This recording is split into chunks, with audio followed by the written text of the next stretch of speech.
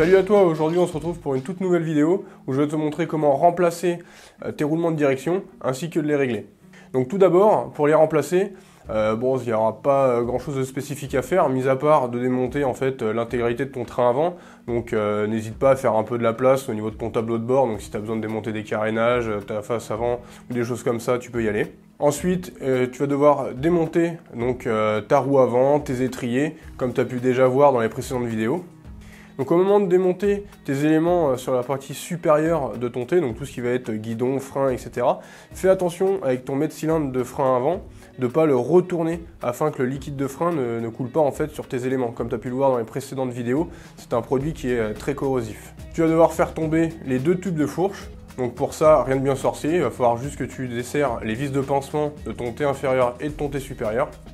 Pendant ton démontage, n'hésite pas à contrôler tes roulements de roue, encore une fois, s'ils sont usés, tes plaquettes et même tes joints spi de fourche. Donc une fois que tu as démonté tout cet environnement, tu vas te retrouver avec tes deux T, donc inférieur et supérieur, qui vont être, on va dire, un petit peu nus. Ensuite, tu vas avoir besoin d'une douille à ergot ou alors d'une clé à ergot. Nous, dans notre cas, on a utilisé une clé à ergot. Donc, qui va te permettre de desserrer ton écrou de réglage ou de serrage. Tu peux avoir les deux en fait, tu peux avoir un écrou de serrage et de réglage et un contre-écrou. Nous dans notre cas c'était pas ça, on avait juste un écrou de serrage et de réglage. Donc tu desserres cet écrou là, toujours en maintenant en fait ton T inférieur parce qu'il va tomber en fait petit à petit. Donc pour que ce soit déjà plus facile pour toi de le démonter, toujours de le surélever un petit peu. Il se peut que ton T supérieur soit légèrement grippé avec les années parce qu'on ne le démonte pas forcément, donc n'hésite pas à tapoter avec un maillet délicatement pour le débloquer et le ressortir. Donc une fois que tu as démonté ton T inférieur, il va falloir que tu viennes extraire les cuvettes donc, de ton roulement inférieur et de ton roulement supérieur. Donc là tu vas utiliser un axe qui va traverser en fait ta colonne et un marteau. Donc si tu as un peu de chance, tu vas avoir en fait à l'intérieur de ta colonne de direction des petits ergots qui vont pouvoir te permettre de passer ton axe à ce niveau-là.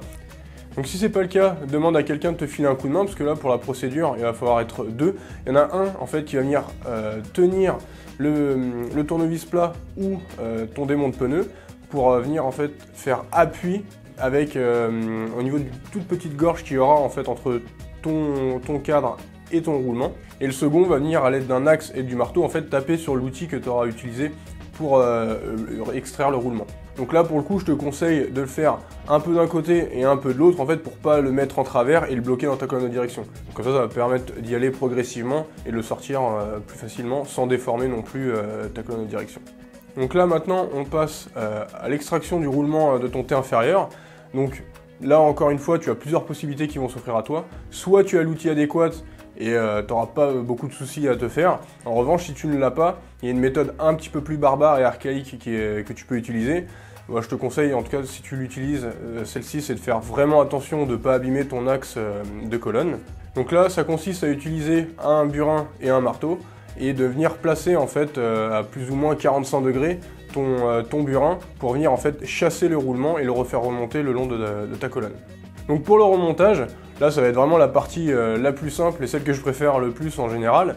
Donc pour ton T inférieur, tu vas venir juste enquiller ton roulement et à l'aide de ton ancien roulement que tu as extrait, que tu mettras à l'envers en fait pour venir faire appui et pas abîmer ce nouveau roulement. Pour les cuvettes au niveau de ta colonne de direction, même principe. Donc place-les et utilise tes anciens roulements comme appui, vraiment pour pas abîmer en fait les bords de ton roulement et ni abîmer l'intérieur. Donc avant de remonter tout ça, n'hésite pas à mettre de la graisse, vraiment tu peux être généreux parce que ça va pas être des éléments qu'on démonte très souvent, donc là tu peux charger en niveau graisse. Donc une fois que tu as mis la graisse, joue un petit peu avec ton roulement afin que ça aille un petit peu partout et que ça graisse l'intégralité de ton roulement. Ensuite tu replaces ton T inférieur donc, sur ta machine, donc là aussi comme au démontage, tu viens légèrement lester le T pour que tu puisses serrer ton écrou sans difficulté.